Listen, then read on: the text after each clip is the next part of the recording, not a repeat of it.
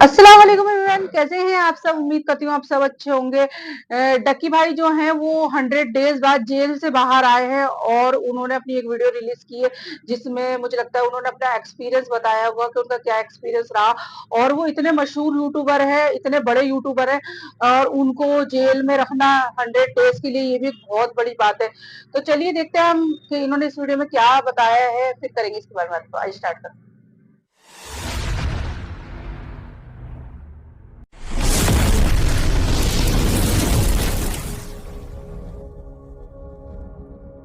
अस्सलाम वालेकुम। आज मैं आपसे सादुर्रहमान बन के बात करूँगा, ना कि डक्की भाई। मैं नहीं चाहता कि कोई ये सोचे कि इस वीडियो का मकसद जो मेरे पे FIR हुई है उसकी कोई जस्टिफिकेशन है। I am simply here to apologize. मेरे किसी भी कंटेंट से अगर आज तक कोई भी नेगेटिवली इम्पैक्ट हुआ है, मैं उस चीज़ के लिए माफ़ी मांगता हूँ। मेरी हमेशा से सिर्फ यही इंटेंशन रही है कि मैं लोगों को एंटरटेन करता रहूँ और कुछ ना कुछ जो है वो मैं नया लाता रहूँ। लेकिन मेरे अनजाने ना अनजाने में अगर मेरे से कोई कंटेंट कभी ऐसा पोस्ट हुआ है जिससे कोई नेगेटिवली इम्पैक्ट हुआ है या कोई प्रमोशन ऐसी हुई है जिससे कोई नेगेटिवली इम्पैक्ट हुआ है, मैं उस चीज़ के लिए पूरे कौम से माफ़ी मांगता हूँ। Let the court handle. मैं लीगली इस मैटर को एंड तक देखूँगा। मैं कोर्ट्स के साथ पूरी तरह कोऑपरेट करने को रेडी हूँ और कर रहा हूँ। मैं इदारे के साथ पूरी तरह कोऑपरेट करूँगा और जो भी जज साहब मेरे केस का फ़ैसला लेंगे मैं वो कबूल करूँगा। मेरा और मेरी फैमिली का जो 3.5 माह का एक्सपीरियंस है मैं सिर्फ वो बताने आया हूँ। 16 अगस्त 2025 को जब मैं सो के उठता हूँ तो मैं बड़ा एक्साइटेड होता हूँ क्योंकि हमने अपने दोस्त वगैरह मेहमान बुलाए होते हैं। हमने अपने घर में दावत रखी होती है, मेरे सब दोस्त आते हैं, बड़ा इंजॉय करते हैं, हम खाना शाना खाते हैं, गपशप लगाते हैं। मेहमान चले जाते हैं, उसके बाद मैं और रूब पैकिंग में लग जाते हैं क्योंकि हमें मलेशियन गवर्नमेंट का एक इवेंट है, उधर से इन्वाइट आया होता है कि डक्की भाई आप आएँ, हमारे लिए कुछ वीडियोस वगैरह बनाए। पूरे पाकिस्तान से उन्होंने एक मेल और एक फ़ीमेल को चुना है, जिसके अंदर मेल में उन्होंने मुझे चुना है। बाकी कंट्रीज़ से भी उन्होंने एक मेल एक फ़ीमेल इनवाइट किए हुए थे और मैं बड़ा एक्साइटेड था कि पूरे पाकिस्तान के अंदर से उन्होंने एक बंदा चूज़ करना है और उन्होंने मुझे चुना। मैं बड़ा ऑनर फील कर रहा। हमने बड़ी जल्दबाजी में पैकिंग की क्योंकि मेहमान आए होते हैं, हमें टाइम नहीं मिलता और मुझे नहीं पता था कि जब हम पैकिंग करके अपने घर से निकलेंगे तो मेरी ज़िंदगी का सबसे मुश्किल वक्त शुरू हो जाएगा। मेरे वहमो गुमान में भी नहीं था कि मेरे साथ क्या होने जा रहा है। हम जब पैकिंग करके सामान गाड़ी में रखते हैं, गाड़ी हमारी एयरपोर्ट की तरफ चल पड़ती है। एयरपोर्ट पहुंचते हैं, हम सामान अपना अनलोड करते हैं। रात के 9 बजे के करीब हमारी फ़्लाइट होती है। हम काउंटर पे जाते हैं और हमें अपना बोर्डिंग पास मिल जाता है। उसके बाद जहाँ पे इमिग्रेशन होनी होती है, जहाँ पे आपके पासपोर्ट पे एग्जिट स्टैंप लगती है, हम जब वहाँ पे पहुँचते हैं तो वो मेरे से पूछते हैं कि आप पे कोई FIR तो नहीं है। मैंने कहा नहीं। कहता आपका साइबर क्राइम में कोई इशू है क्या?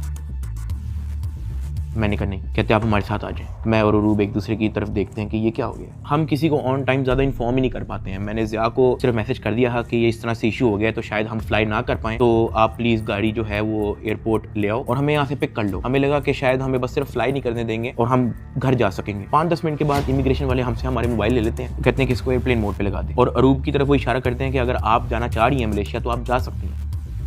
अरूब ने कहा नहीं, अगर साथ मेरे साथ जा रहा है तो मैं चले जाती हूँ, वरना मैं इधर ही ठीक हूँ। शायद ये मेरी गलती ही, मुझे उसको जाने देना चाहिए था क्योंकि उसके बाद जिस चीज़ से मेरी फैमिली ने गो थ्रू किया है, मैंने यही रिग्रेट किया कि मुझे अरूब को मलेशिया भेज देना चाहिए था। इमिग्रेशन वाले हमें एक रूम में बिठाए थे। मैं और अरूब बस आपस में गपशप लगा रहे होते हैं कि कोई नहीं कल चले जाएंगे, कोई नहीं दोबारा टिकट करा के परसों चले जाएंगे, इवेंट भी 2 दिन के बाद है, कल चले जाएंगे। हम आपस में यही डिस्कस कर रहे थे। बिल्कुल मेरे अंदर इतना सा भी वहम गुमान नहीं था कि असल में इशू क्या है। 1 घंटे के बाद इमिग्रेशन वाले आते हैं, वो कहते हैं कि आ जाए हमारे साथ। एयरपोर्ट के बाहर NCCI की टीम आई होती है, मुझे वो हथकड़ी लगाते हैं, मेरी गाड़ी में बैठा देते हैं। अरूब कहती है कि मैंने भी साथ आना है। मैंने उसको कहा नहीं, तुम घर चली जाओ, मुझे नहीं पता क्या सीन है, मैं हैंडल कर लूँ। वो गाड़ी भी चल पड़ी थी, गाड़ी सीधा चलेगी NCCI ऑफिस गुलबर्ग। इस वक्त यूट्यूबर डक्की भाई की गिरफ्तारी का हर तरफ चर्चा है। डक्की भाई को लाहौर एयरपोर्ट पर उस वक्त गिरफ्तार किया गया जब अब इन्होंने मुल्क जा रहा था। NCCI लाहौर ने मारूफ यूट्यूबर सादुर्रहमान उर्फ डक्की भाई के खिलाफ मुख्तलिफ इल्जाम के तहत मुकदमा दर्ज कर लिया। साइबर क्राइम एजेंसी ने यूट्यूबर साद उर्फ डक्की भाई के खिलाफ मुकदमा दर्ज कर लिया है। मशहूर यूट्यूबर डक्की भाई कल रात से गिरफ्तार है। पाकिस्तान के सबसे मशहूर यूट्यूबर डक्की भाई एक बार फिर बड़ी मुश्किल में फंस गए हैं। मुल्जिम को गुज़श्ता रात लाहौर एयरपोर्ट से गिरफ्तार किया गया था। यूट्यूबर डक्की भाई बड़ी मुश्किल में, हुक्म जारी, मदाहों के लिए बुरी खबर। डक्की भाई डक्की भाई डक्की भाई डक्की भाई डक्की भाई डक्की भाई डक्की भाई।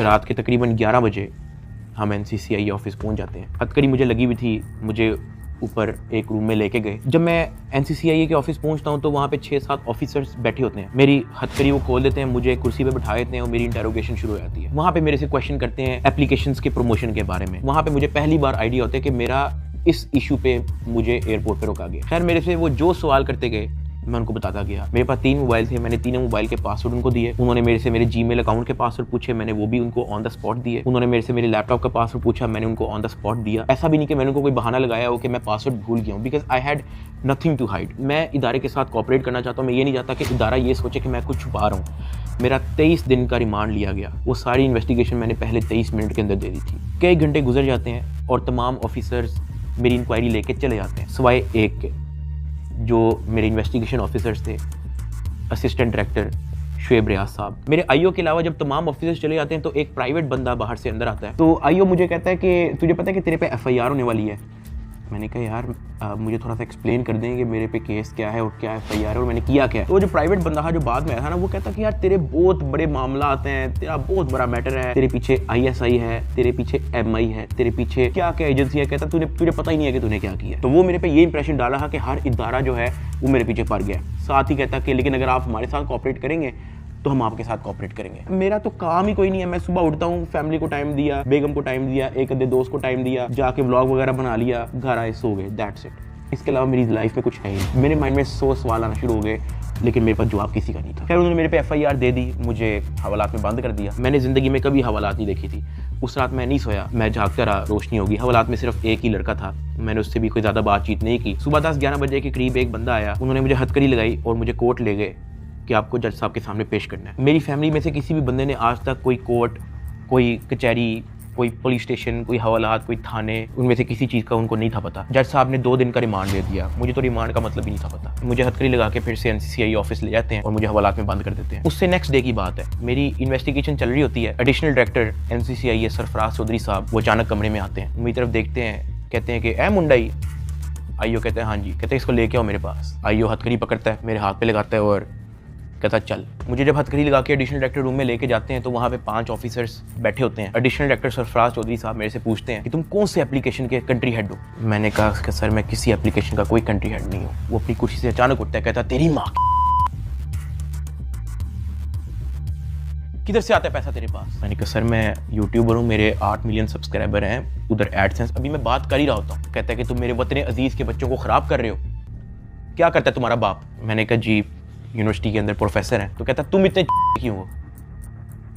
मैं चुप रहता हूँ। वो चीख के बोलते, कहता बोल। मैंने कहा जी सर मैं सिर्फ वीडियोस बनाता हूँ, मैं यूट्यूबर हूँ। माँ बहन की गालियाँ वो देता रहता है। उसने मेरे मुंह पे बहुत जोर का थप्पड़ लगाया। मैं बिल्कुल चुप होकर ऐसे मुंह नीचे करके खड़ा हो गया। तो कहता मुँह ते कर, मुँह ते कर। अभी मैंने मुंह पर किया नहीं था। वो जोर से चीख के कहता मुँह ते कर। अभी मैंने वो मुंह पर किया ही था, उसने मुझे दूसरा थप्पड़ लगाया। मैं वहाँ पे बड़ा हेल्पलेस फील कर रहा कि यार मेरे से ऐसा क्या हो गया। मैं भी ये सोच ही रहा था, उसने मुझे तीसरा थप्पड़ लगाया। मुझे माँ बहन की गालियाँ दी जा रहा है। मैं अपना मुंह नीचे करके खड़ा हुआ हूँ तो मेरे थप्पड़ इधर लगता है, फिर वो कहता था मुंह पर कर, फिर मेरा थप्पड़ इधर लगता है। वो मारी गया जब तक उसका दिल नहीं भरा। मैंने तो गिने भी नहीं है कि उसने मुझे थप्पड़ कितने मारे हैं। फिर वो मुझे कहता कि अपनी टांगे बैंड कर। मैंने अपनी टांगे बैंड कर ली। कहता हाथ ऊपर कर। मैंने अपना हाथ ऊपर कर ली। वो घर में एक वीडियो कॉल लगाता है जो एक बच्चा रिसीव करता है जिसकी एस्टिमेटेड तकरीबन एज होगी 7 साल। एक हाथ में सिगरेट होती है। वो उस बच्चे से पूछता है कि डकी बाई को जानते हो। वो बच्चा कहता है जी। वो बैक कैमरा ऑन करता है, मेरे हाथ खड़े होते हैं, टांगे बैंड होती हैं। वो कैमरे से दिखाता है उस बच्चे को कि कौन है ये। कहता डकी भाई। तो कहता कि तुम इसके प्रोग्राम देखते हो। कहता जी। वो पीछे जो प्राइवेट मुलाजिम खड़ा होता है वो बहुत ज़ोर का पीछे थप्पड़ मारता है। सरफराज चौधरी साहब उस 7 साल के बच्चे को कहते हैं ये देखो इसके साथ क्या हो रहा है, आप देखोगे तुम इसका प्रोग्राम। कहता नहीं, चलो फटाफट इसको गालियां दो। बच्चा कहता है कि सरफराज चौधरी साहब कहते हैं और का बच्चा। सरफराज चौधरी साहब कहते हैं और का बच्चा। थप्पड़ वो मारी जा रहा होता है पीछे। वो वीडियो कॉल पे उस बच्चे को दिखा रहा होता है कि ये तुम इसके प्रोग्राम देखते हो और ये मैं क्या बताऊं यार। खैर मैं तब बड़ा हेल्पलेस होता हूँ, मैं समझ नहीं आती कि मैं क्या करूँ और सही बात है, ऐसे टाइम पे किस तरह इससे निकलूँ, मैंने क्या किया ऐसा। खैर वो सरफराज चौधरी कहता है कि इसको ले जाओ, इसकी तरीके से तफ्तीश करो। जबकि मैं डे 1 को आया हूँ, मैं सब कुछ, मोबाइल का पासवर्ड, मैंने लैपटॉप के पासवर्ड, मैंने जीमेल के पासवर्ड, मैंने एक चीज़ नहीं छोड़ी। मुझे आज जितने ऑफिसर्स थे वहाँ पे, मुझे एक ऑफिसर आके दिखा दे, बता दे कि डक्की भाई ने हमें ये चीज़ नहीं थी दी, इसलिए हमने मारा है। वो तफ्तीश के अंदर इस जगह कोऑपरेट नहीं था कर रहा, इसलिए हमने मारा है।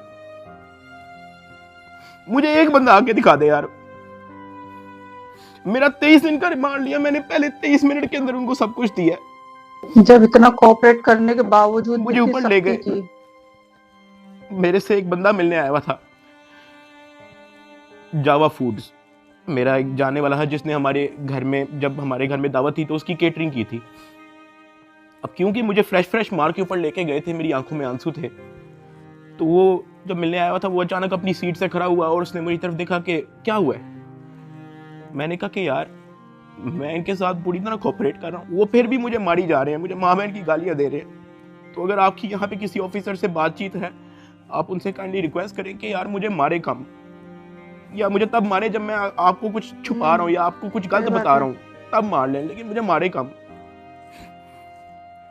वो बड़ा परेशान हुआ, वो बाहर चला गया, कुछ खाने को मेरे लिए लेके आया था, पिज़्ज़ा या कोई बर्गर लेके आया था। बाहर जाके मुझे नहीं पता कि उनके जानने वाले थे जुनैद सलीम जो एंकर हैं, उन्होंने कहीं उनको बात बता दी। जुनैद सलीम साहब ने जो है वो अपने पॉडकास्ट के अंदर इसका जिक्र कर दिया कि मेरा एक जानने वाला वहाँ पे गया तो डक्की भाई इस हालत में था। तो जुनैद सलीम साहब ने जो है वो इस चीज़ का पॉडकास्ट दे दिया। ज़ेरे हिरासत जब डक्की भाई थे तो कुछ लोग उनसे मिलने गए, तो उन्होंने कहा कि आप पिज़्ज़ा खाएंगे, तो डक्की भाई जवाब में उनके पाँव पड़ गया जो उनसे मिलने आए थे, और बिलक के रोने लगा और कहने लगा पिज़्ज़ा को छोड़े, उनसे कहे मुझे मारें कम। ये नहीं कहा कि मुझे ना मारें, मगर मुझे मारें कम, बहुत मार रहे हैं। जो फिर मेरे लिए अंदर प्रॉब्लम हुई, मुझे फिर इस बात पे डांट पड़ी कि मैं आगे बात आउट कर रहा हूँ। खैर मैंने फिर डिसाइड किया कि मैंने अब बोलना ही नहीं, मुझे जितना मर्जी मारे, मैंने किसी को नहीं बताना। मुझे हवालात में वापस बंद कर दिया इन्होंने। थप्पड़ किसने मारा था? थप्पड़ वो एहलकारों ने मारा था।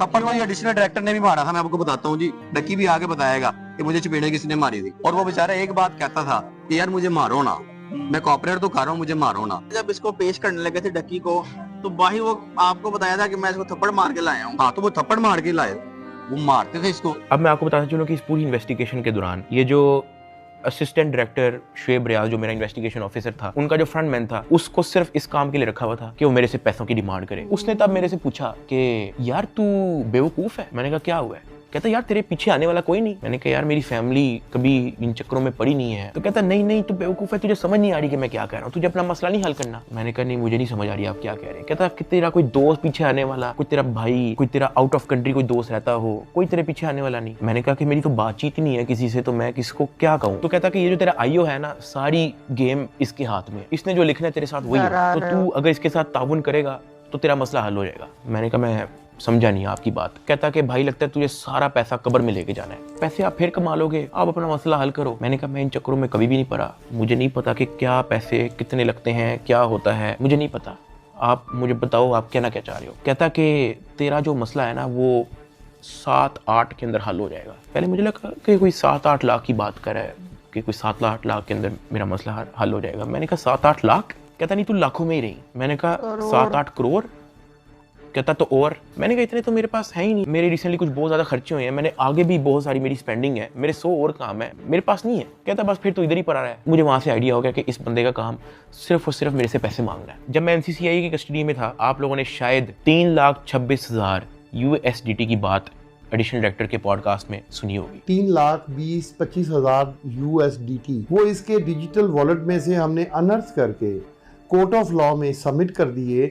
हमने इसके डिजिटल वॉलेट में से वो अपने वॉलेट में जो सरकार का होता है उसमें अनर्थ करके प्रॉपर उसको फर्द मकबूजगी बनाकर कर दिया। ये बहुत बड़ी अचीवमेंट है। उन्होंने दर्जनों पॉडकास्ट दे के ये बताया कि 3,26,000 USDT जो है वो हमने इससे बरामद कर लिए हैं। अब मैं आपको उसकी असल स्टोरी बताता हूँ कि वो क्या है। हवाला से मुझे इन्वेस्टिगेशन के लिए लेके जाते हैं कोई शाम के 7 बजे के करीब। आइयो मुझे कहता है कि अपना बाइनेंस का अकाउंट खोल। मैं अकाउंट खोल देता हूँ। मेरे अकाउंट के अंदर कुछ ट्रेड चल रही होती है जो मेरी सारी लॉस पे गई होती है, क्योंकि उस दौरान बिटकॉइन नीचे गया हुआ था। वो सारी ट्रेड मेरी लॉस में क्लोज करता है। मेरी फ्यूचर्स की ट्रेड सारी लॉस में क्लोज करता है। मेरा पर्सनल नुकसान करता है। सारे टोकन जो मेरे पास डॉज, बिटकॉइन, इथेरियम, मेरे पास दर्जनों टोकन और पड़े हुए थे, वो सारे क्लोज करके उसको USDT में खुद कन्वर्ट करता है और वो कहता है कि ये USDT ट्रांसफर कर। मैंने कहा सर इसकी क्या वजह है, आपने मेरा पर्सनल लॉस भी कर दिया है। कहता है कि तुझे अपना मसला हल करना है या नहीं करना। मैंने कहा कि सर लेकिन ये 3,26,000 USDT आपने ट्रांसफर क्यों करना है? जो भी आपकी इन्वेस्टिगेशन है आपके सामने, अकाउंट मैंने आपको दे दिया, उसका जीमेल मैंने आपको दे दिया, पासवर्ड मैंने आपको दे दिया, आपने ट्रांसफर इसको क्यों करना है? कहता है तुझे जितना कह रहे हैं उतना कर। मेरी 15 मिनट उनके साथ बहस चलती रही कि सर ये पैसे ज्यादा हैं, मुझे आप थोड़ी सी इसकी एक्सप्लेनेशन दे दें ताकि मैं मेंटली रिलैक्स रहूं, मुझे थोड़ा सा बता दें कि ये ट्रांसफर आपके पास क्यों करना है। वो मुझे आगे से यही कहता था कि यार लगता है तुझे अपना मसला हल करने का शौक नहीं है। बीच में उसने मुझे बहाने लगाने शुरू कर दिए, यार क्योंकि तू हमारी कस्टडी में है कि तेरा अकाउंट कहीं हैक ना हो जाए, जब तू यहाँ से फारिग होगा तू मुझे बता दी, मैं तुझे सेंड कर दूंगा। आईओ ने मुझे इस तरह की कहानी सुनाई शुरू कर दी। उसने मुझे एक अपना वॉलेट एड्रेस दिया। उसने कहा कि ये सारे पैसे इस पे ट्रांसफर कर। इसने मेरे से जबरदस्ती मेरा फेस आईडी, मेरा ऑथेंटिकेटर सारा लगा के इसने मेरे से जबरदस्ती 3,26,000 USDT, जिसकी PKR के अंदर वैल्यू बनती है 9 करोड़ पाकिस्तानी रुपया। अब जिस अकाउंट में उसने ट्रांसफर किया, क्या वो FIA का अकाउंट था? नहीं। क्या वो NCCIA का अकाउंट था? नहीं। क्या वो पंजाब हुकूमत, सिंध हुकूमत या किसी KP की हुकूमत या किसी भी गवर्नमेंट के इदारे की हुकूमत का अकाउंट था? नहीं। क्या वो NAB का अकाउंट था? नहीं। क्या वो स्टेट बैंक का अकाउंट था? नहीं। क्या वो कोई ऐसा अकाउंट था जो कोर्ट की तरफ से जिसकी अप्रूवल मिली हो? नहीं। वो मेरे IO असिस्टेंट डायरेक्टर शुएब रियाज साहब का अपना पर्सनल अकाउंट था, जिसके अंदर इन्होंने मेरे 9 करोड़ रुपया एस्टिमेटेड ट्रांसफर किए। ट्रांसफर करने के बाद उन्होंने वापस मुझे हवालात में बंद कर दिया। कोई रिसीविंग नहीं दी, मुझे उसकी कोई रीजनिंग नहीं दी, कोई सबूत ही नहीं है इस चीज़ का कि इन्होंने अपने पास ट्रांसफर किया। 8 बज जाता है, 9 बज जाता है, 10 बज जाता है, 11 बज जाता है, मेरे से सोया नहीं जाता। एक ऑफिसर एक मुलजिम को छोड़ने आते हैं हवालात, मैं फटाफट उठ के उससे पूछता हूँ, मैंने कहा सर आपके इस NCCIA इदारे के अंदर जब कोई क्रिप्टो का कोई रोला चलता है, कोई USDT का कोई रोला चलता है, तो उस पर क्या होता है? क्या उसको ट्रांसफ़र कर लिया जाता है? कहता मैंने कभी ऐसा सुना तो नहीं है। कहता क्यों, क्या हुआ है? मैंने उसको बताया। मैंने कहा IO ने मेरे 9 करोड़ रुपया USDT ट्रांसफ़र कर लिया अपने पास। कहता अच्छा, तो उसने आपको कोई रिसीविंग दी है? मैंने कहा नहीं। कहता ऐसा होता तो नहीं है वैसे, लेकिन अगर आप कहते हो तो मैं किसी से पूछ लूँ। मैंने कहा जी पूछ ले, मैं बड़ा टेंशन में हुई। उस पूरी रात मैं नहीं सोया। अगले दिन सुबह के कोई 10-11 बजे के करीब एक बंदा आता है, मुझे लेके जाता है ऊपर ऑफिस में। मुझे इतनी जोर का वो थप्पड़ लगाता है, मेरे ख्याल से मेरे पूरे 3 महीने के अंदर सबसे ज्यादा जोर का थप्पड़ वो वाला थप्पड़ था जिसकी मैं अभी बात कर रहा हूँ। क्योंकि वो मुझे बता के नहीं लगाया जाता, वो मेरे पीछे से लगाया जाता है, मेरे सर पे इतना बड़ा उस बंदे का हाथ होता है, मुझे इतनी जोर का थप्पड़ लगाते हैं, मेरे यहाँ से मेरे ज़हन का मवाद, अंतरियाँ सारी मेरी आंखों से बाहर निकलने को करी। मैं इवन एक पॉइंट पे मेरा विजन ब्लरी हो गया, मेरा विजन काला हो गया, मैं बेहोश होने वाला था, इतनी जोर का वो थप्पड़ था। उसने कहा कि हर चीज बतानी जरूरी होती है। मैंने कहा कि सर मेरे 9 करोड़ रुपया आप ट्रांसफर कर लो, मुझे उसकी कोई रीजनिंग ना दो, मुझे उसकी कोई रिसीविंग ना दो, मैं अपना मुंह कैसे बंद रखूं? इतनी सी बात पर मुझे फिर से एक और थप्पड़ लगाया। मुझे IO के पास ले गया। IO कहता कि यार तुझे अपना मसला हल करने का शौक नहीं है। एडिशनल साहब बहुत नाराज है। मैंने कहा सर आपने 9 करोड़ रुपया मेरा ले लिया है, अभी मैं बात कर ही रहा था तो उसने इशारा किया कि इसको बंद कर दो। अब मुझे बंद कर दिया वापस हवालात में। कुछ टाइम के बाद जब मुझे फिर से इन्वेस्टिगेशन के लिए लेके गए तो ये जो मेरी 9 करोड़ रुपया जो इन्होंने ट्रांसफर किया था 3,26,000 USDT, ये बात पूरे डिपार्टमेंट के अंदर फैल चुकी थी। हर प्राइवेट मुलाजिम को पता था, हर ऑफिसर को पता था, हर IO को पता था, डिपार्टमेंट में हर एक बंदे को पता लग गया था कि ये इतनी बड़ी अमाउंट जो है वो शुएब रियाज IO के अकाउंट में ट्रांसफर हुई है। IO ने सोचा इसने बात आउट कर दी है, सबको पता लग गया है। इन्होंने फटाफट क्या किया, उसकी रिकवरी डाल के कोर्ट में पेश कर दिया कि ये देखो हमने ये पैसे बरामद किए हैं इससे, जबकि उन्होंने बरामद की इंटेंशन से वो ट्रांसफर अपने पास नहीं किए थे। इनकी ये इंटेंशन थी कि पैसा हम अपने पास ट्रांसफर कर लेते हैं, फिर इसमें से कोई इसको 20-30% वापस दे के इससे डील करेंगे, ये इनकी शुरू की इंटेंशन थी। लेकिन मैंने डिपार्टमेंट में बात आउट कर दी, मैंने मार खा ली इसके बदले। मैंने कहा मुझे मारो जितना मारना है। डिपार्टमेंट में बात आउट कर दी, ये लोग घबरा गए, इन्होंने फटाफट कोर्ट में रिकवरी डाल दी, जिसकी वजह से मजबूरन एडिशनल डायरेक्टर सरफराज चौधरी साहब को दर्जनों पॉडकास्ट मजीद देने पड़े कि 3,26,000 हमने इस बंदे से बरामद कर लिया है, जबकि वो बरामदी की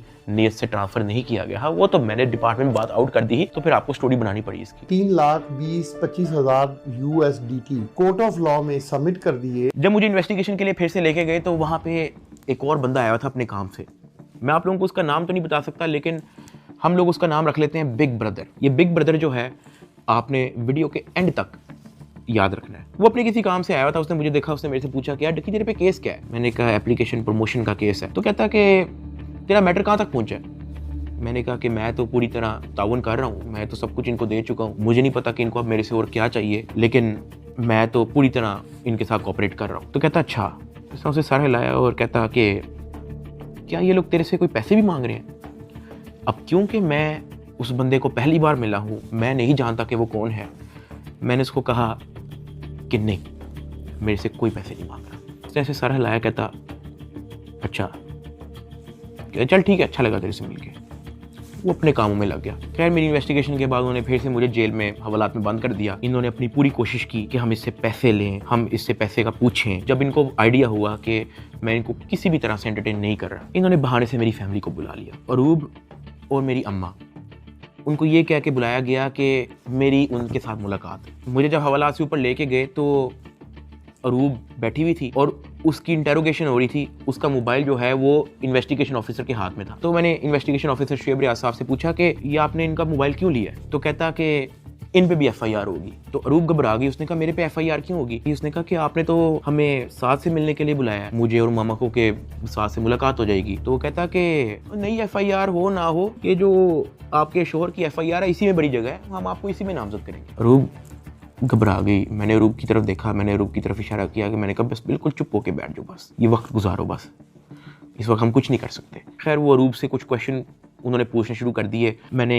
यही कोशिश की कि मैं जल्दी से जल्दी अरूब को वापस भेज दूं घर। उसका मोबाइल वापस मिले ना मिले डजंट मैटर, वो घर जाए। आईओ ने अरूब का मोबाइल रख लिया। मैंने अरूब को कहा कि अब तुम घर जाओ और तुमने वापस नहीं आना। जब अरूब घर गई है तो उसने जब वकीलों से डिस्कस किया तो वकीलों ने कहा कोई बात नहीं, हम प्री अरेस्ट बेल करवा लेंगे। तो अरूब ने कहा ओके। अगले दिन उन्होंने जाके प्री अरेस्ट बेल करवा ली।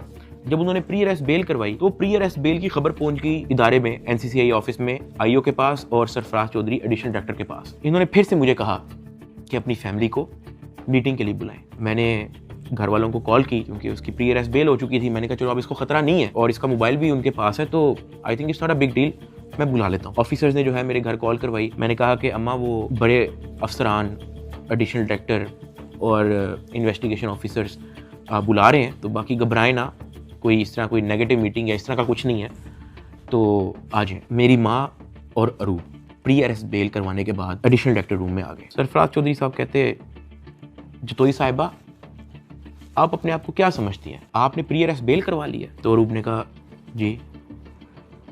तो कहता अच्छा करवाएं, जो आपने करना करें, 5 रुपए का एक नया सफ़ा आता है, हम एक नई FIR लिखेंगे और आपको पकड़ लेंगे। अरूब मेरी तरफ देख रही है कि ये क्या है, ये किस तरह की मीटिंग है। मेरी माँ परेशान, लाल उनके चेहरे हो गए थे सबके। एडिशनल डायरेक्टर सरफराज चौधरी साहब ने फिर अपना मोबाइल खोला, वहाँ WhatsApp खोला, उन्होंने ऊपर लिखा जज, और ऐसे मेरी माँ को और मेरी वाइफ को लिस्ट दिखाई ऐसे स्क्रॉल करके कि ये देखो मेरा इस जज से भी ताल्लुक है, मेरा इन जज से भी ताल्लुक है, मेरा इस जज से भी ताल्लुक है, क्या कर लेंगे आप। जब वो इस तरह जजेस की लिस्ट दिखा रहा था तो उसने बड़े ऊंचे अल्फाज में बोला कि यहाँ पे जज भी मैं हूँ, यहाँ पे वकील भी मैं हूँ, यहाँ पे सब कुछ मैं हूँ, जितनी आपने प्री अरेस्ट बेल करवानी है करवाएं, नया पर्चे में हम पकड़ लेंगे। हमारे पास कुछ कहने को नहीं था। मैंने वहाँ पे सिर्फ सर को कहा कि जी सर आप सही, बिल्कुल सही कह रहे हैं। मैंने अपने घर वालों की तरफ देखा, मैंने उनको इशारा किया कि प्लीज़ वक्त गुजारें बस। मेरे घर वालों के चेहरे लाल हो गए हैं, मतलब बिल्कुल आप कह लो कि उनके पास कुछ कहने को नहीं थे। दे वर शेकिंग। वो बातें करता गया, हम लोग घबरा गए थे। हमने बस वेट किया कि यार ये कब हमें फारिग करेगा। जब उसने कहा ठीक है आप जा सकते हैं, मैं, अरूब और मेरी माँ जब उस एडिशनल डायरेक्टर रूम से बाहर निकले, मेरी माँ की आंखों में आंसू थे, अरूब की आंखों में आंसू थे। मैंने कहा कि यार मुझे बहाने से कहते हैं कि आप लोगों को बुला लो, फिर ये इस तरह की हरकतें करते हैं, डराने धमकाने वाली, ब्लैकमेलिंग, थ्रेट्स। मैंने कहा ये सिर्फ और सिर्फ इनका पैसे मांगने का तरीका है ताकि हम डर जाएं, इनको कुछ पैसे दे दें और हमारी जान छोड़ेंगे। तो ये इस तरीके से मुझे, मेरी फैमिली को ज़हनी अजियत देते रहे हैं, ब्लैकमेल करते रहे हैं। अरूब का राइट बनता है कि वो प्री अरेस्ट बेल करवा के आए। आपने अपनी इन्वेस्टिगेशन करनी है, करें। उसने तो अपना मोबाइल भी दे दिया, आप जब बुला रहे हो वो आ रही है, फिर भी आप उसको थ्रेट कर रहे हो कि जी आपने प्री अरेस्ट बेल करवा लिया, कोई बात नहीं, 5 रुपए का नया सफा आएगा, हम आपको फिर अरेस्ट कर लेंगे। और ये सब इनका तौर तरीका था कि हम लोग किसी तरह टूट जाए और ये जितने पैसे मांगे हम लोग फौरी इनको दे दें। इस दौरान आईओ और उसका जो फ्रंट मैन है, जब उनको पता लगा कि मैं और मेरी फैमिली किसी भी तरह से इनको एंटरटेन नहीं कर रही, कोई पैसों के मामले में लिफ्ट नहीं करवा रही, तो इन्होंने मेरे एक दोस्त से बात की और उस दोस्त को कहा कि इसको मुझे आके कहो कि ये पैसों से मसला हल होगा। उसकी जो भी गपशप हुई मेरे दोस्त ने वापस आके बताई, कहता कि ये पैसे ही मांग रहे हैं। मैंने कहा यार इस तरीके से मेरी फैमिली को ब्लैकमेल कर रहे हैं, इस तरीके से मुझे टॉर्चर कर रहे हैं, ये लोग चाहते क्या है? वो ये कह रहे हैं कि अरूब को हम पर्चे में नामजद ना करें और उस पर कोई नया पर्चा ना दें और उसको अरेस्ट ना करें, उसका वो 1 करोड़ रुपया मांग रहे हैं। मैंने कहा भाई इन्होंने मेरा बैंक अकाउंट ब्लॉक कर दिया, इन्होंने मेरी USDT भी अपनी जेब में डाली, मेरे अब्बा जी का बैंक अकाउंट ब्लॉक है, मेरी अम्मा जी का बैंक अकाउंट भी इन्होंने ब्लॉक कर दिया है, अरूब का बैंक अकाउंट इन्होंने ब्लॉक कर दिया है, ज़िया का बैंक अकाउंट इन्होंने ब्लॉक कर दिया है, इवन मुनीब जो अंडर 18 है उसका बैंक अकाउंट भी ब्लॉक कर दिया है। कहानी यहाँ पे ख़त्म नहीं हुई। मेरे दादा अब्बू जिनका मैंने आज तक व्लॉग में जिक्र नहीं किया, आज तक उनकी अपीयरेंस नहीं हुई, 80 साल एंड अबव की उनकी उम्र है, उनका बैंक अकाउंट भी ब्लॉक कर दिया। मेरे पास 1 टका नहीं है इनको देने के लिए। सॉरी। उसने मेरी बात सुनी, कहता अच्छा। उसने एज इट इज जब ये बात आईओ को बताई, आईओ आगे से इसको कहता कि इन्हों दे कोल 40-50 करोड़ रुपया सैट भी पराउंदा है। मेरे दोस्त ने एज इट इज मुझे ये बात आके बताई। अब क्योंकि मेरी फैमिली ऐसे मेंटल टॉर्चर से गुजर चुकी थी, जब मेरे दोस्त ने ये बात मेरी फैमिली को बताई, मेरी फैमिली ने घबरा के कहा कि प्लीज आप किसी और से बात कर लें, अगर वो हमें लोन दे सकता है, कोई उधार हमें दे सकता है तो दे दे। मेरे दोस्त ने इवन मेरे एक और दोस्त से भी बात की, उसने मना कर दिया, कहता यार हम नहीं कर सकते, 1 करोड़ रुपए बहुत ज्यादा है। मेरे दोस्त ने फिर आईओ से बात की, आईओ कहता कि हम 60 लाख से नीचे नहीं लेंगे, अरूब की हद तक, अभी हम डकी की बात नहीं कर रहे। ये बात जब उसने मुझे आके बताई, मैंने कहा मेरे पास है ही नहीं 60 लाख, या मेरे पास 60 रुपए नहीं है, सब कुछ इन्होंने ले लिया। अगले दिन मेरी कोर्ट में पेशी थी, मेरा रिमांड लेने के लिए जब कोर्ट में गए तो मेरी फैमिली वहाँ पे आई हुई थी। उन्होंने मेरे से हाथ जोड़ के, रंग उनके उड़े हुए थे, कहा कि साद जो कह रहे हैं इनको प्लीज दे दो। अरूब कांप रही थी, कहती कि मुझे पकड़ लेंगे, मुझे पता भी नहीं है कि इनको कैसे हैंडल करना है, मुझे नहीं पता कि आगे मेरे साथ ये लोग क्या करेंगे, प्लीज ये जो मांग रहे हैं दे दो। जब मैंने उनकी शक्लें देखी फैमिली की, मैंने कहा ठीक है, लेकिन मेरे पास 60 लाख रुपए वाकई में नहीं है, आप किसी से बात कर लें। मेरे मामू आउट ऑफ कंट्री रहते हैं, वो ऑस्ट्रेलिया से फ्लाई करके आए हैं, जो हमने इनको ये सारी कहानी बताई है। मेरे एक मामू इधर पाकिस्तान में होते हैं, वो भी आए हैं, उनसे हमें उधार लेना पड़ा कि प्लीज हमारी हेल्प कर दें, हमारा ये मसला है, हमें 60 लाख रुपया उधार चाहिए। उन्होंने 60 लाख रुपया हमें कैश अरेंज करके दिया, वो कैश हमने इन लोगों को पहुंचाया। इनको पैसे जो है मेरे भाई ने भिजवाए थे, मुझे तो पता भी नहीं था कि इनको पैसे पहुंच गए हैं या वो मेरे मामू ने दिए हैं, ये सारी बातों का मुझे बाद में पता लगा। जब इनको पैसे पहुंच चुके थे, अगले दिन मुझे एडिशनल डायरेक्टर सरफराज चौधरी साहब ने मुझे फिर से कहा कि आप अपनी फैमिली को, अगर आपने मीटिंग करनी है तो आप बुला लें। मैंने कहा जी ठीक है, मैंने अपनी फैमिली को बुला लिया और तब एडिशनल डायरेक्टर साहब का रवैया मेरी फैमिली के साथ टोटली चेंज हो चुका था। वहाँ से मुझे आइडिया हुआ कि it was never about the case, it was always about the money. वो मेरी फैमिली से बड़े अच्छे से बात कर रहे हैं, मुझे आइडिया हो गया कि इनको शायद पैसे पहुंच चुके हैं। वो इवन कमरे से चले भी गए थे, उन्होंने कहा कि अगर आपने अपनी कोई प्राइवेट बात करनी है तो आप कर लें। जब वो कमरे से गए हैं तब मेरी माँ ने, अरूब ने, मेरे भाई ने सारी कहानी बताई कि किस तरह से मेरे मामू ने उधार 60 लाख रुपया दी है ये सारी कार्रवाई के लिए। मैंने अपनी माँ से माफ़ी मांगी, मैंने कहा यार आई एम सॉरी कि मेरी वजह से इतना कुछ करना पड़ रहा है सबको। कहती कोई बात नहीं, अल्लाह पाक देख रहा है, इट्स ओके। खैर मेरी फैमिली को 5-10 मिनट दिए हैं मेरे से बात करने के लिए और वो चले गए। अब तक मेरा 16-17 दिन का रिमांड हो चुका था, इतना लंबा रिमांड होता नहीं है। अभी वीडियो में कुछ टाइम पहले मैंने आपको कहा था कि बिग ब्रदर एक बंदा आपने याद रखना है। ये बिग ब्रदर इस बार फिर से NCCI ऑफिस आता है, लेकिन ये इस बार मेरे से मिलने आता है। वो मेरे से पूछता है कि किधर तक पहुंचा तेरा केस। मैंने कहा कि सर मेरी तरफ से तो मैं सब कुछ दे चुका हूँ, मुझे नहीं पता कि इनका क्या इरादा है। उसने मेरे से पूछा कि यार इतना लंबा तेरा रिमांड क्यों हुआ है। मैंने कहा सर नो आइडिया, जबकि मैं इनको सब कुछ दे चुका हूँ। इनके पास मेरे सारे मोबाइल हैं, इन्होंने मेरी वाइफ को भी नामजद किया है, सारे ईमेल पासवर्ड लिए हुए हैं, सब कुछ इनके पास है, ये फिर भी मेरा रिमांड डिमांड करते हैं। कहता अच्छा तो इन्होंने पैसों की बात की है तेरे से, क्योंकि मैं उस बंदे पे उस तरह से ट्रस्ट नहीं था करता। मैंने कहा नहीं, इन्होंने मेरे से कोई पैसों की बात नहीं की। कहता किसी ने इशारा दिया हो, किसी ने इनडायरेक्टली तेरे से डिमांड की हो, या किसी ने कहा हो कि तू अगर पैसे दे देगा तो तेरी छूट हो जाएगी। फिर वही बात कि मुझे नहीं था पता कि वो बंदा कौन है। मैंने उसको कहा कि नहीं। उसने मेरी तरफ देखा ऐसे, कहता आर यू श्योर।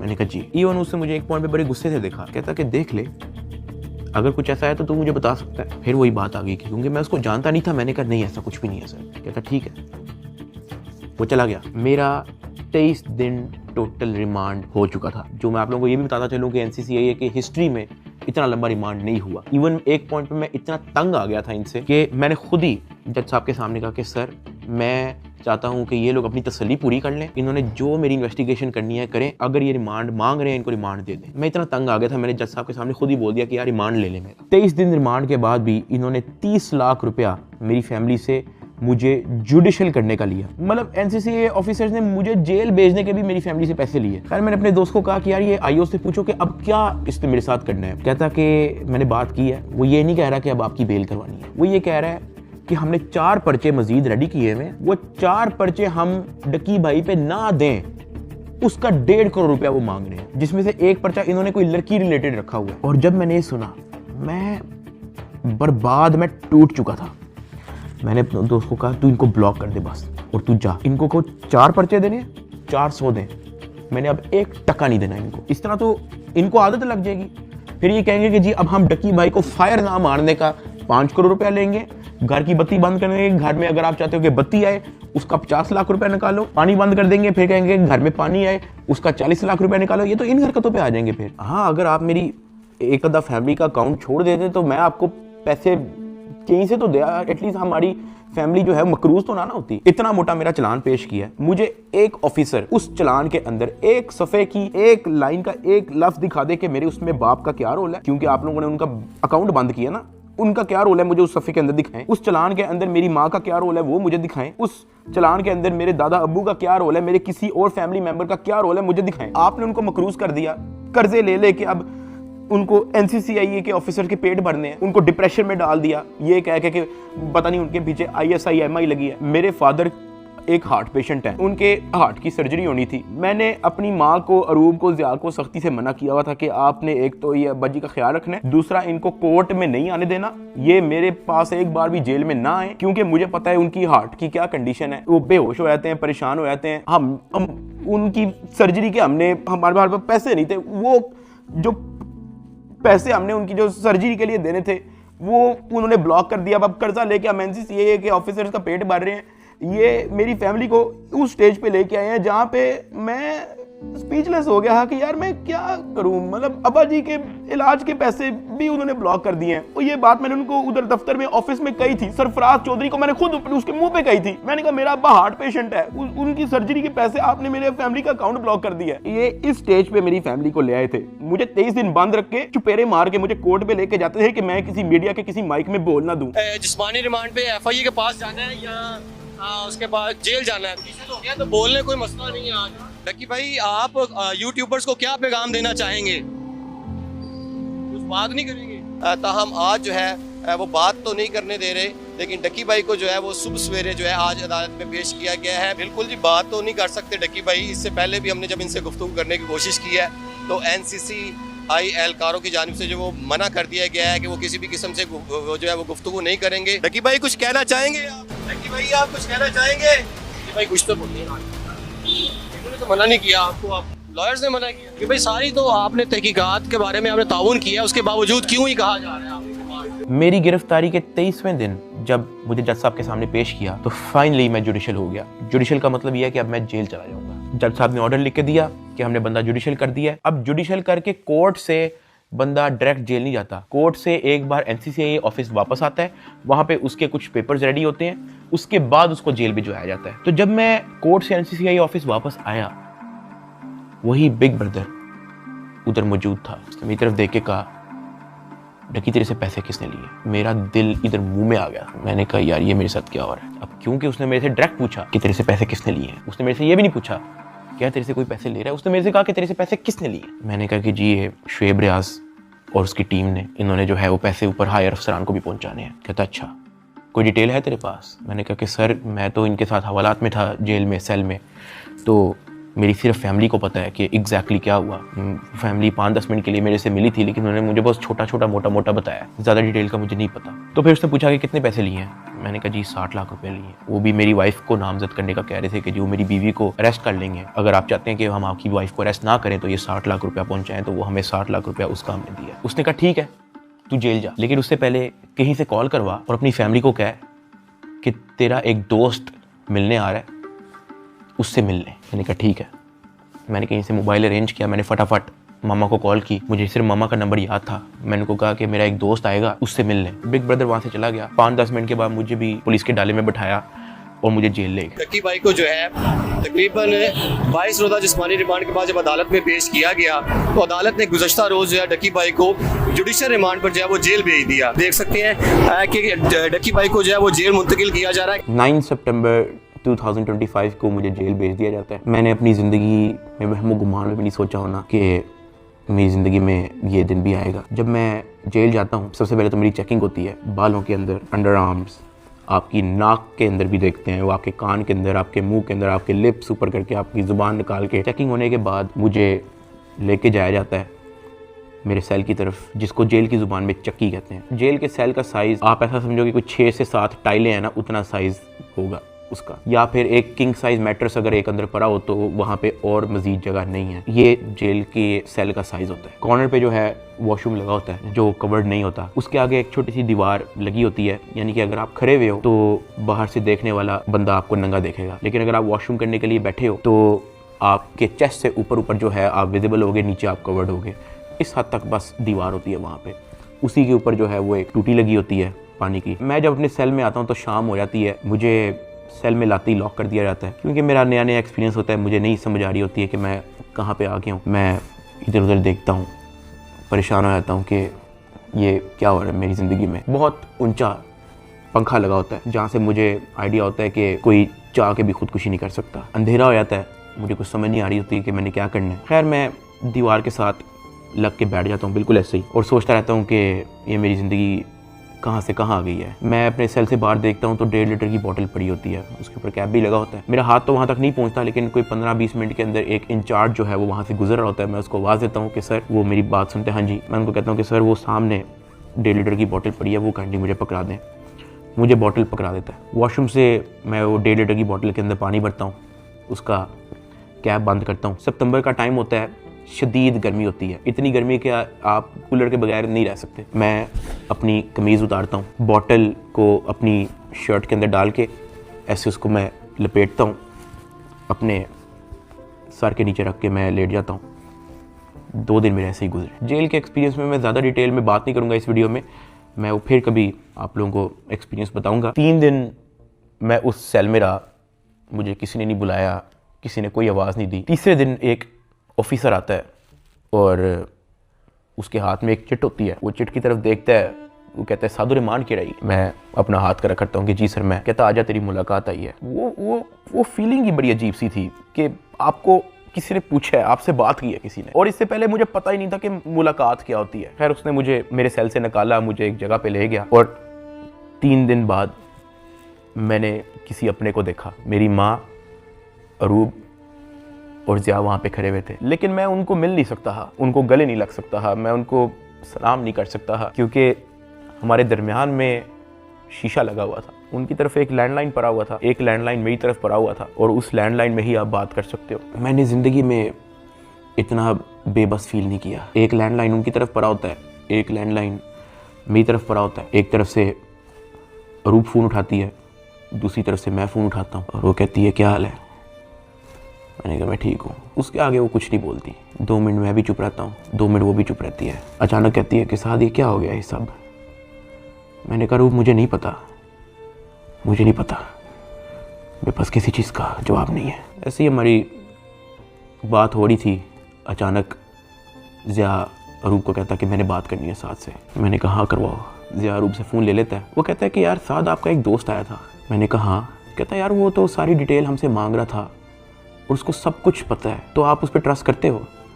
मैंने कहा ज़िया देखो मैं उसको नहीं जानता हूँ पर्सनली, लेकिन फॉर सम रीज़न उसको पता था। मैंने उसको नहीं बताया, उसने मेरे से खुद कहा कि तेरे से पैसे किसने लिए, और उसने मुझे कहा था कि मुझे डिटेल चाहिए। तो ज़िया कहता कि हाँ वो हमारे पास आया था, एक कागज़ पे सारा मेरा वो लिख के गया है कि कहाँ कहाँ पे कैसे कैसे पैसे पहुँचाए, किसने दिए, किस बैंक से निकलवाए, वो सारा नोट डाउन करके गया है। मैंने कहा कि देखो ज़िया इस वक्त ना हमें नहीं पता कि हमने किस पे ट्रस्ट करना है, किस पे नहीं करना। हमने जिसको भी अप्रोच किया है सब ने मदद करने से इनकार कर दिया। जिन्होंने कोशिश की है वो भी कोई मसला कोई बेहतरी की तरफ नहीं आया। मेरे पास कोई ऑप्शन नहीं है, सुन लेते हैं हम एक बार इस बंदे की बात। ज़िया ने कहा ठीक है। जब ज़िया ने मुझे ये बात बोली तो मुझे आइडिया हो गया कि वही जिनका नाम हमने अभी बिग ब्रदर रखा था वो मेरी फैमिली से मुलाकात कर चुका है। खैर ज़िया से बात होने के बाद ज़िया ने फ़ोन मामा को दे दिया। मम्मा भी रो पड़ी, गपशप हो रही ही। साथ उन्होंने कहा था कि जो आपका दोस्त आया है, कहता कि आप मेरी भी माँ है, आपको कुछ नहीं होगा, आपने अब 1 भी रुपया किसी को नहीं देना, बस जो आप लोगों ने दे दिया है उसकी मुझे डिटेल दे बस। खैर वही 15-20 मिनट होते ही हैं वो फ़ोन बंद हो जाता है। ना मुझे मामा की आवाज़ आ रही होती है, ना मेरी आवाज़ उन तक जा रही होती है। तो मुझे रियलाइज़ होता है कि मेरा वक्त ख़त्म हो गया है। वहाँ का एक इंचार्ज मुझे मेरे सेल में वापस छोड़ देता है। मैं वापस उसी जगह पे आया था। वक्त के साथ साथ जेल में अपने आप को एडजस्ट किया, मेंटली एक्सेप्ट किया कि भाई तू अभी इधर ही है। 10 दिन गुजर गए। 10 दिन के बाद एक इंचार्ज फिर से आया चिट लेके, कहता सादुर रहमान के रही। मैंने कहा जी सर मैं। कहता आजा तेरी मुलाकात है। मुझे लगा मेरी फैमिली आई है, लेकिन जब मैं उधर पहुंचा तो वही बिग ब्रदर मेरे से मिलने आया था। खैर उसने कॉल उठाई, कहता कैसा है डकी। मैंने कहा सर मैं बिल्कुल ठीक। कहता तू अपनी फैमिली के सामने रोया क्यों था। मैं उनसे मिलने गया था तो वो तेरी माँ कह रही थी कि वो रो रहा था उधर। मैंने कहा सर मैं बस थोड़ा इमोशनल हो गया उनको देख के। कहता नहीं हो, पता है जेल हो गई है तुझे तो क्या हो गया है, अंदर बैठ के घर वालों को तो नहीं ना परेशान करना, उनके सामने मुस्कुरा के जाया कर, हंसता खेलता उनके साथ शुगर लगाया कर। क्या मैं बिल्कुल ठीक हूँ, अंदर बड़ा मज़ा आ रहा है। मैंने कहा सर वो हो जाता है, मैं तो कोशिश करता हूँ कि मैं उनको कोई टेंशन ना दूँ, लेकिन चेहरे पे बंदे के लिखा आया था। कहता खैर मैं गया उस दिन तेरे घर, माँ जी बहुत परेशान थी, मैंने उनको तसल्ली दी है, तुझे मैं सिर्फ ये बताने आया हूँ कि तू तगड़ा रहे। फिर उसने मुझे कहा कि अगर आने वाले कुछ टाइम के अंदर अगर तुझे कोई न्यूज़ तेरे रिलेटेड सुनने को मिलती है तो पैनिक नहीं होना और अंदर किसी से कोई बात शेयर नहीं करनी। कोई पूछे कहना मुझे इल्म नहीं किसी चीज़, और अपनी फैमिली को भी कह दे कि किसी चीज़ को लेके पैनिक नहीं होना। अगर कोई प्रेशराइज करने की कोशिश करे, कोई कॉल करे, कोई अप्रोच करे, जस्ट इन्फॉर्म अस। साथ मैंने उनको ये भी बताया कि जब मैं NCCI की कस्टडी में था तो वो मुझे कहते थे कि आपके पीछे MI लगी हुई है। तब उसने मुझे कहा कि जिन लोगों का नाम लेके आपसे पैसे ले रहे हैं ना, मैं उस इदारे से हूँ। फिर उसने मुझे बताया कि ये बात जब मुझे पता लगी तो हमने अपने हायर अथॉरिटीज़ को भी इन्फॉर्म किया, तो let me and my team handle it. तूने अंदर किसी से कोई बात नहीं करनी, अपनी फैमिली से ज़्यादा कोई बात नहीं करनी, सिर्फ उनका हालचाल पूछ और रोना धोना बंद कर, उनके सामने शुगर लगा, हंस मुस्कुरा, कह के बड़ा मज़ा आ रहा है अंदर, जो बुरा वक्त था वो चला गया, अब बस तू वक्त काट। फिर मैंने उसको बोला कि सर वो जो एडिशनल डायरेक्टर सरफराज चौधरी साहब हैं वो मुझे रिमांड के दौरान कहते थे कि मैं तेरी हाई कोर्ट तक बेल रोकूंगा। तो उधर बिग ब्रदर कहता कि छोड़ दे, कुछ नहीं होगा। उसके बाद वो हुए जो किसी ने वहमो गुमान में भी नहीं सोचा था।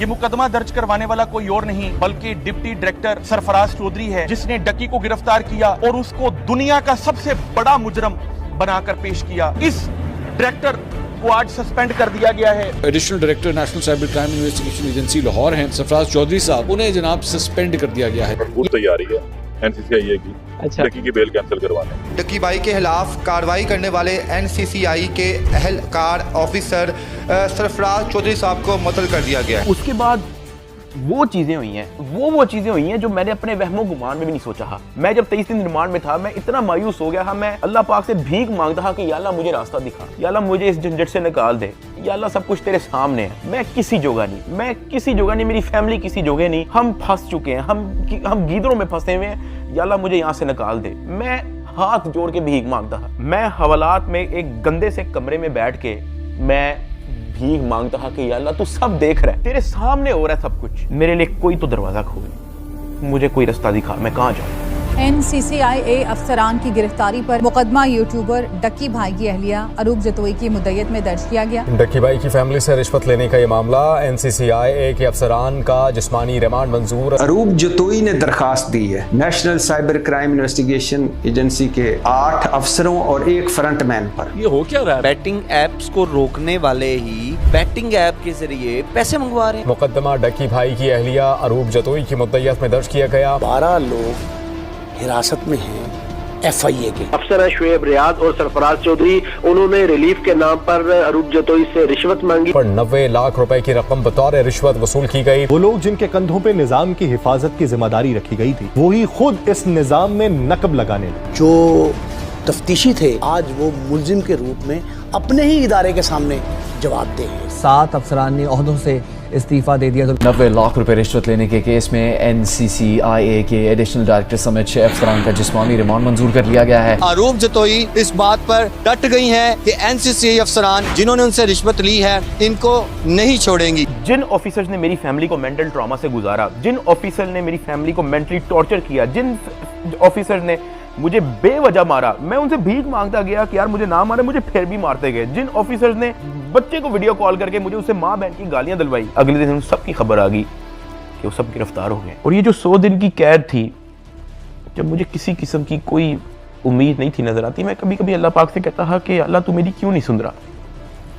लेकिन ये सब जब मुझे खबरें सुनने को मिली तो मैंने रियलाइज़ किया कि अल्लाह ने मेरी तभी सुन ली थी जब बिग ब्रदर मुझे फर्स्ट टाइम NCCI ऑफिस में मिला और उससे मेरे से पूछा था कि तेरे पे केस क्या है। इसमें मैं FIA एंटी करप्शन इदारे को बड़ा अप्रिशिएट करना चाहूँगा, जिन्होंने मेरी फैमिली का सारा केस सुना। मेरी फैमिली के एक एक मेंबर के पास जाके उन्होंने उनकी स्टोरी सारी सुनी, उनका बयान लिया, इन पे FIR लॉन्च की और ये सब कुछ हुआ। वहाँ से मुझे रियलाइज़ हुआ कि इदारे बुरे नहीं होते, कुछ लोग होते हैं जो बुरे होते हैं। और अनफॉर्चुनेटली मेरे केस के अंदर भी मुझे बुरे लोग मिले, लेकिन क्योंकि अच्छे लोग भी एग्जिस्ट करते थे, अल्लाह पाक ने उनको वसीला बनाया, उनको हमारे पास भेजा। 16 अगस्त को मैं गिरफ्तार हुआ। 100 दिन टॉर्चर, ऐसा रोलर कोस्टर जो मैंने ज़िंदगी में कभी भी नहीं सोचा था मैं और मेरी फैमिली ने गुजारा। 100 दिन के बाद जस्टिस शहराम सरवर, मैं उनको सल्यूट करता हूँ, उन्होंने मुझे बेल दी हाई कोर्ट से। मैं जब जेल में था, जब सबसे पहले मुझे इस चीज़ की न्यूज़ मिली कि डकी तेरी बेल हो गई है, तब जो मेरी बॉडी पे खून दौड़ा था उसके लिए मैंने 100 दिन इंतज़ार किया। मैं तो जम गया था,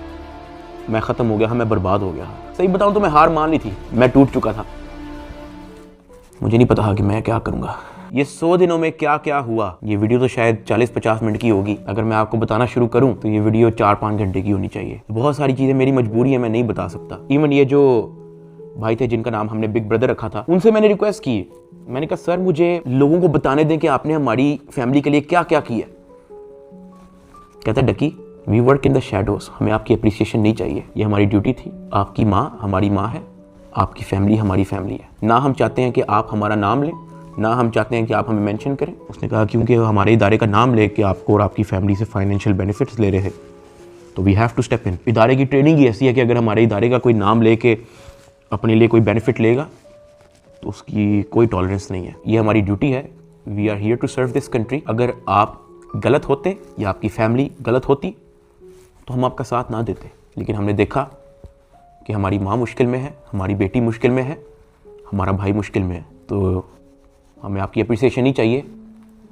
खुश रहें। और मैं बड़ा हैरान हुआ कि एक तरफ NCCI ऑफिसर्स हैं जो दर्जनों पॉडकास्ट दे रहे हैं पब्लिकली, लेकिन बैक एंड पे वो क्या हरकत करे उस चीज़ का किसी को नहीं पता। और दूसरी तरफ ये बिग ब्रदर का इंस्टीट्यूशन जिन्होंने दिन रात एक कर दिया मेरी फैमिली के लिए। और जब मैंने उनका कहा कि मुझे बताने दे लोगों को, तो कहते हमें क्रेडिट नहीं चाहिए। सेल्फलेसली काम किया और एक भी पॉडकास्ट उनके एक भी ऑफिसर ने एक भी इंटरव्यू नहीं दिया, just working in the shadows. और मुझे और मेरी फैमिली को उन पर फ़ख्र है। और मेरी सिंपैथी हर उस फैमिली के साथ है जो कभी इन करप्ट NCCI ऑफिसर्स के थ्रू अफेक्ट हुई है। अल्लाह पाक किसी की फैमिली को उस चीज़ से ना गुजारे जिस चीज़ से मेरी फैमिली गुजरी है। एक और चीज़ की बड़ी कन्फ्यूजन थी कि मेरे एक्चुअली वकला कौन है। तो मेरा केस जो है वो बैरिस्टर अमृत शेख देख रही हैं और एडवोकेट उस्मान लतीफ़ जो मेरा केस आगे परसू कर रहे हैं। लेकिन मैंने सबकी वीडियोस देखी हैं, जितने वकला हैं जिन्होंने मेरे लिए स्टैंड लिया, मैंने सबके टिकटॉक वीडियोस देखी हैं। मैं दिल से उन तमाम एडवोकेट्स का शुक्रगुजार हूँ जिन्होंने मेरे लिए स्टैंड लिया। इस पूरे 100 दिन के अंदर जो मेन सवाल लोगों का था ना, वो ये था कि यार डकी भाई आप तो इस मामले से फारिग होने के बाद मुल्क छोड़ के चले जाओगे। लेकिन मैं आप लोगों को एक बात बताऊं, 8 साल हो गए हैं मुझे यूट्यूब पे आए हुए, मैंने सिर्फ अच्छा टाइम देखा है। जहां 8 साल इस मुल्क ने मुझे सब कुछ दिया, इस मुल्क के लोगों ने मुझे प्यार दिया, इस मुल्क के लोगों ने मुझे सपोर्ट दी, तो ये 3 महीने की मुश्किल में मैं मुल्क छोड़ के जाऊंगा तो ये तो मेरी सेल्फिशनेस है कि जहां 8 साल इस मुल्क ने आप पे कोई मुश्किल नहीं आने दी, तो 3 महीने की मुश्किल पे मैं इस मुल्क को छोड़ के कैसे जा सकता हूँ। मैं इधर ही हूँ, मैं कहीं नहीं जा रहा। पाकिस्तान ने ही मुझे सब कुछ दिया है, पाकिस्तान में ही मैं रहूँगा। यहाँ पे मैं वीडियो को एंड कर रहा हूँ। इस पूरे 100 दिन के अंदर मैंने बहुत कुछ सीखा। कोई भी आके पीछे नहीं आता आपकी फैमिली के अलावा। मेरी माँ कोर्ट के धक्के खाती रही है, उनका क्या काम है कोर्ट में? उन्होंने कौन सा वहाँ पे कोई बयान देना है या कोई स्टेटमेंट देनी है, या वो कौन सी वकील है जो उनका कोर्ट में कोई काम है? वो सिर्फ वहाँ पे इसलिए आती थी कि मुझे कोई 30-40 सेकंड के लिए अपने बेटे की झलक देखने को मिल जाए, मैं बस देख लूँ कि यार मेरा बेटा ठीक है। सिर्फ इसलिए आती रही है, एक दिन भी उन्होंने मिस नहीं किया। आज के दौर में जहाँ वफादारी तो मजाक बन के रह गई है, और वो मेरे साथ एंड तक खड़ी रही। उसको डराया गया, धमकाया गया, ब्लैकमेल किया गया। इवन एक पॉइंट में मैंने उसको ये भी कहा था कि जब तक ये मैटर हल नहीं होता तुम आउट ऑफ कंट्री चले जाओ। वो तब भी मेरे साथ खड़ी रही। मैं जेल में था और मेरे लिए मर्दों से लड़ती रही है। और सही बताऊं तो कोई भी नहीं करता ऐसा। हल्का सा मर्द पे पूरा टाइम आता है, औरतें छोड़ के चली जाती हैं, लेकिन अरूब मेरे साथ खड़ी रही। मैं एहसान कभी भी नहीं भूलूंगा। ज़िया अपने सारे काम छोड़ के, अपना यूनिवर्सिटी छोड़ के, अपनी सारी स्टडीज़ छोड़ के, अपना यूट्यूब चैनल छोड़ के मेरे साथ खड़ा रहा, मेरे साथ एफर्ट उसने एंड तक रखी। मेरे अब्बा जी हार्ट पेशेंट, उनको मैंने मना किया कि आपने बाहर नहीं निकलना, उनके बैंक अकाउंट बंद है, उधार पे है, मेरे लिए डेली मैसेज भेजते हैं अम्मा के थ्रू कि हमारी दुआएं साथ आपके साथ हैं, आपने घबराना नहीं है। मैंने सिर्फ ये रियलाइज़ किया है कि आपकी फैमिली के अलावा कुछ मैटर नहीं करता इस दुनिया में।